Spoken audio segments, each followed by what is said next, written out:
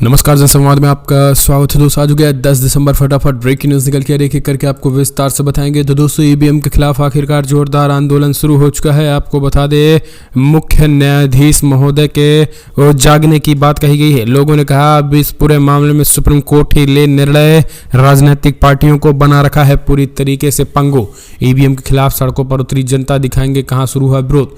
दूसरी बड़ी अपडेट निकल के अशोक गहलोत ने खेल दिया बड़ा खेला। कांग्रेस पार्टी वसुंधरा राजे से संपर्क में।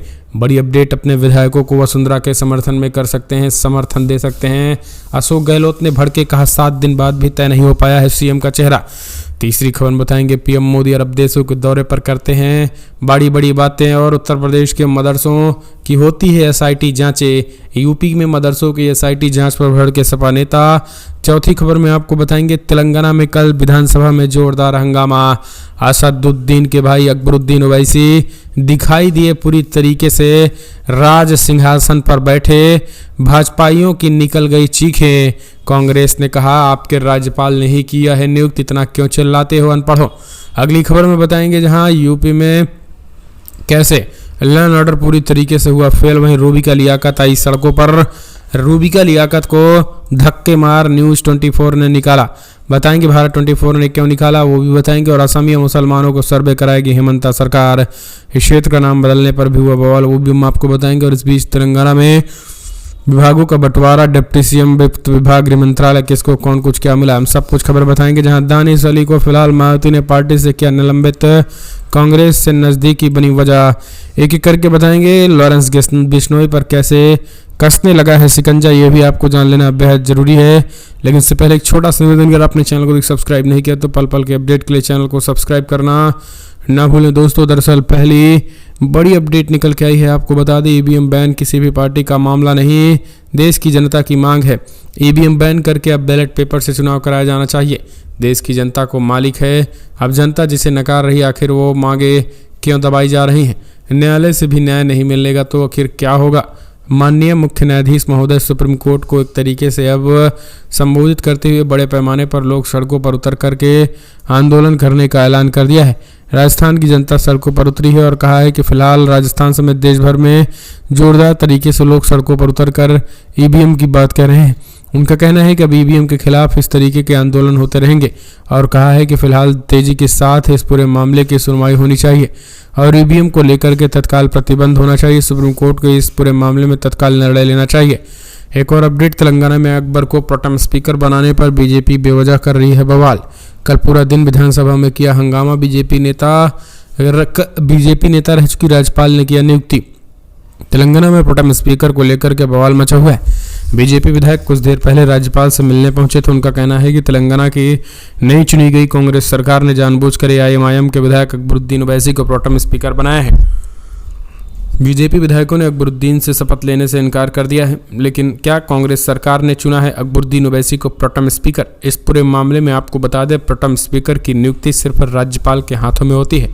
तेलंगाना की राज्यपाल तमिलसाई सुंदरराजन ने शनिवार को अकबरुद्दीन ओवैसी को प्रोटेम स्पीकर की शपथ दिलाई। परंपरा के अनुसार प्रोटेम स्पीकर नई चुनी हुई विधानसभा का स्थायी स्पीकर या अध्यक्ष होता है और उसका काम नए चुने गए सभी दलों के विधायकों को शपथ दिलाने तक सीमित होता है। आमतौर पर किसी सदन में विधानसभा या लोकसभा सबसे वरिष्ठ सदस्य आयु नहीं बल्कि कार्यकाल के आधार पर भी प्रोटेम स्पीकर नियुक्त किया जाता है। राज्यों में प्रोटेम की नियुक्ति राज्यपाल और लोकसभा की नियुक्ति राष्ट्रपति द्वारा की जाती है। तो एक तरीके से इस बात को लेकर जो विधानसभा में जमकर हंगामा हो रहा है, असल में कांग्रेस पार्टी को बदनाम करने की एक भरपूर कोशिश की जा रही है। कांग्रेस पार्टी को बदनाम करने के लिए जो है वो बीजेपी ने एक चाल चली है। इसकी नियुक्ति खुद राज्यपाल ने की है, जबकि बीजेपी वाले कांग्रेस पर एलिगेशन लगा रहे हैं। तो ऐसे पढ़े लिखे अनपढ़ विधायकों को आप क्या कहेंगे? कमेंट्स माध्यम से आप अपने सुझाव देना ना भूलें। सुप्रिया सीनेत ने खुद इस बारे में उन्होंने कहा है कि भाजपा विधायक सॉन्ग रच रहे हैं और जो उनकी पार्टी भ्रम फैला रही है उसका सच समझिए, क्योंकि सिद्ध हो गया है कि एआईएमआईएम ही भाजपा की बी टीम है। अकबरुद्दीन ओवैसी को प्रोटेम स्पीकर बनाने का फैसला तेलंगाना के राज्यपाल है। ये बातें खुद सुप्रिया सीनेत ने कही हैं और कहा है कि ये चीज़ें जो है वो बीजेपी जानबूझकर हंगामा कर रही है। प्रोटेम स्पीकर की नियुक्ति का आदेश राज्यपाल ने दिया है अकबरुद्दीन ओवैसी। एक और अपडेट निकल के आई है दोस्तों, फिलहाल बिग ब्रेकिंग, जहां पीएम मोदी अरब देशों के दौरे पर रहते हैं, करते हैं बड़ी बड़ी बातें और भारत में फिलहाल मदरसों की एसआईटी जांच हो रही है। उत्तर प्रदेश में यूपी मदरसों की हो रही विदेशी फंडिंग की जांच एसआईटी कर रही है। शुरुआती जांच में एसआईटी को पता चला है कि 100 से ज़्यादा मदरसे ऐसे हैं जिनको 2 सालों में 150 करोड़ से ज़्यादा की विदेशी फंडिंग की गई है। हालांकि एडीजी एटीएस की अगुवाई में एसआईटी की जांच अभी जारी है, मगर समाजवादी पार्टी का आरोप है कि इस जांच में मुसलमान के प्रति नफरत दिखती है। दरअसल समाजवादी पार्टी के प्रवक्ता मीक जमई ने आरोप लगाया है कि देश में निवेश लाने के लिए प्रधानमंत्री नरेंद्र मोदी अरब देशों के दौरे पर करते हैं और वे वहाँ के लोगों से मुलाकात करते हैं। तमाम बिजनेसमैन, खासकर गुजरात से ताल्लुक़ रखने वाले व्यापारियों ने दुबई जैसे शहर में ही अपना दूसरा घर और दफ्तर बना लिया है, मगर जब मदरसों में पढ़ने वाले गरीब और यतीम बच्चों में चंदा आता है तो उसमें आतंकवाद नजर आता है। अमीक जमई ने आरोप लगाते हुए कहा है कि फिलहाल बीजेपी और आरएसएस का मुसलमानों के प्रति नफरत है, जिसके सहारे वे अपनी राजनीति कर रहे हैं। 108 मदरसों में 150 करोड़ की फंडिंग की बात कह रहे हैं। इस तरीके की चीज़ों ने गंभीर आरोप लगाए हैं। एक और अपडेट निकल के आई है, रूबिका लियाकत ने भारत 24 से दिया इस्तीफा। जी हाँ, दरअसल जानी मानी एंकर रूबिका लियाकत ने भारत 24 के साथ अपनी पारी को विराम दे दिया। इसी साल जून में रूबिका ने जगदीश चंद्रा के नेतृत्व वाले इस चैनल के साथ अपनी पारी की शुरुआत की थी। इससे पहले रूबिका ने 5 साल तक एबीपी न्यूज़ में बतौर एंकर काम किया था। एबीपी न्यूज़ ने रूबिका बतौर एंकर मास्टर स्ट्रोक नामक शो को होस्ट करती थी। वहीं भारत 24 में वो दहाड़, द रूबिका लियाकत शो और मोदी मुल्क मुसलमान जैसे हिंदी प्राइम टाइम शो को भी होस्ट करती थी।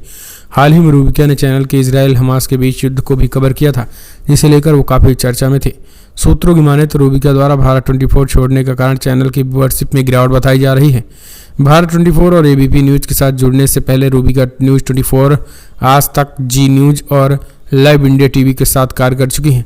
भारत 24 को छोड़ने के बाद वो किस मीडिया संस्थान के साथ जुड़ेंगी ये भी साफ नहीं है, लेकिन बात यह है कि न्यूज़ रूबिका लियाकत ने जिस तरीके से हिंदू मुसलमान के नाम पर गंद फैलाई, वो पूरी तरीके से व्यूअरशिप बढ़ने के बजाय धड़ाम हो गए। इस वजह से जो है वो एक तरीके से देखा जाए तो तगड़ा झटका लगा उनके व्यूअरशिप के बाद, जिसको उनको इस्तीफा देना पड़ा। एक और अपडेट, असमिया मुसलमानों का सर्वे कराएगी हेमंता सरकार, इस क्षेत्र का नाम बदलने पर भी कैबिनेट ने मंजूरी। असम सरकार ने बड़ा फैसला लिया है। कैबिनेट बैठक में मूल असमिया मुसलमानों का सामाजिक आर्थिक मूल्यांकन करने का फैसला लिया गया। सरकार की ओर से कई और प्रस्तावों को भी मंजूरी दे दी गई और इसमें स्वदेशी असमिया मुसलमानों का सामाजिक आर्थिक मूल्यांकन अल्पसंख्यक मामलों के निदेशालय और 4 क्षेत्रों के माध्यम से किया जाएगा। उन्होंने आगे बताया है कि बैठक में निर्णय लिया गया है कि 4 क्षेत्र विकास निदेशालय का नाम बदलकर अल्पसंख्यक मामलों और 4 क्षेत्र विकास निदेशालय किया जाएगा। बता दें, असम की 2011 की जनगणना के मुताबिक 34% से अधिक आबादी मुसलमानों की है। जम्मू कश्मीर और लक्षद्वीप के बाद यह तीसरा ऐसा राज्य है जहां मुसलमानों की आबादी सबसे अधिक है। राज्य की कुल आबादी 3.1 करोड़ है, जिनमें से मुसलमानों की आबादी 1 करोड़, जिनमें से 40 लाख मूल निवासी हैं। असम के मुख्यमंत्री हेमंता बिस्वा शर्मा ने बैठक के बाद एक्स पर लिखा है कि अल्पसंख्यक मामले एवं कछार क्षेत्र निदेशालय के माध्यम से मूल असमिया मुसलमानों का सामाजिक आर्थिक मूल्यांकन किया जाएगा। मंत्रिमंडल की बैठक में 4 क्षेत्र विकास निदेशालय का नाम बदलकर अल्पसंख्यक मामले एवं 4 क्षेत्र असम करने का फैसला किया गया है। तो ये असम सरकार का फैसला है जो कि विवादित माना जा रहा है। एक और अपडेट निकल के आई है, सांसद दानिश अली को मायावती ने पार्टी से किया निलंबित, कांग्रेस से नजदीकी बनी वजह। जी हां, दरअसल बहुजन समाज पार्टी ने अपने सांसद दानिश अली को पार्टी विरोधी गतिविधियों में शामिल होने के आरोप में निलंबित कर दिया।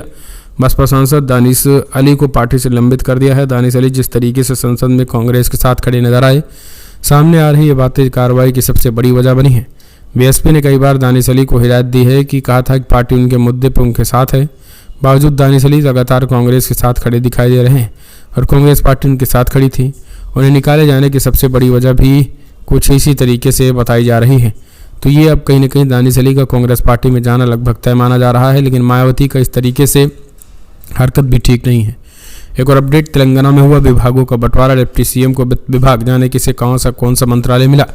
तेलंगाना के उप मुख्यमंत्री मल्लू भट्टी विक्रमार्क को वित्त विभाग दिया गया है, जबकि डुडियाला श्रीधर बाबू सूचना प्रौद्योगिकी और उद्योग मंत्रालयों की जिम्मेदारी संभालेंगे।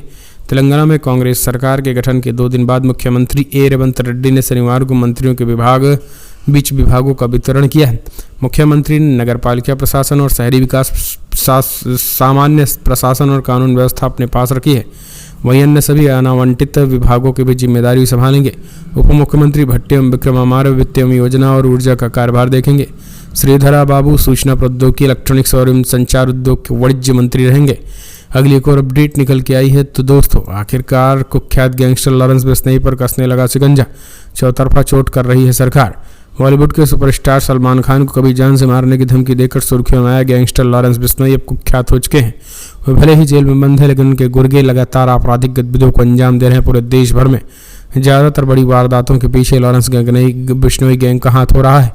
पंजाबी सिंगर सिद्धू मूसेवाला से लेकर श्री राष्ट्रीय राजपूत करणी सेना के राष्ट्रीय अध्यक्ष सुखदेव सिंह गोगामेडी की हत्या तक की जिम्मेदारी लेने वाले इस गैंग के गुर्गे कनाडा और अमेरिका में बैठे हुए हैं। वहीं से सोशल मीडिया और ऐप्स के जरिए युवाओं को बरगलाकर अपने गैंग में शामिल कर रहे हैं, उनसे अपने टारगेट पर फायरिंग करवा रहे हैं। लेकिन अब इनकी उल्टी गिनती शुरू हो चुकी है। दरअसल आपको बता दें, सरकारी एजेंसियों ने लॉरेंस बिश्नोई गैंग पर शिकंजा कसना शुरू कर दिया है। इनके गुर्गों पर चौतरफा चोट करने की तैयारी चल रही है। इनके IB, NIA, ED के साथ स्थानीय पुलिस की स्पेशल टीम एक साथ मिलकर काम कर रही है। इन गुर्गों को शार्प शूटर्स के खिलाफ इंटेलिजेंस इनपुट मिलते ही पुलिस सक्रिय हो जाती है। वारदात से पहले ही एनकाउंटर करके उन्हें गिरफ्तार कर लेती है। इसी तरीके शनिवार तड़के दिल्ली पुलिस ने हाई प्रोफाइल इलाके वसंत कुंज में लॉरेंस गैंग के 2 शूटरों को एनकाउंटर के बाद गिरफ्तार किया। दोनों शूटर साउथ दिल्ली के एक मशहूर 5 स्टार के पास रंगदारी के लिए फायरिंग करने जा रहे थे। इनको अनमोल बिश्नोई लगातार निर्देशित भी कर रहा था। इसके पीछे कई जगहों पर गिरफ्तारियां चल रही हैं। तो ये सारी चीजें देखने को मिले। अगली एक और अपडेट, हिजबुल्लाह ने लेबनान सीमा के पास इजरायली मेटड बैरक पर हमला किया। पहली बार इजराइल की पूरी मिलिट्री बैरक ताश के पत्तों की तरह हुई तबाह।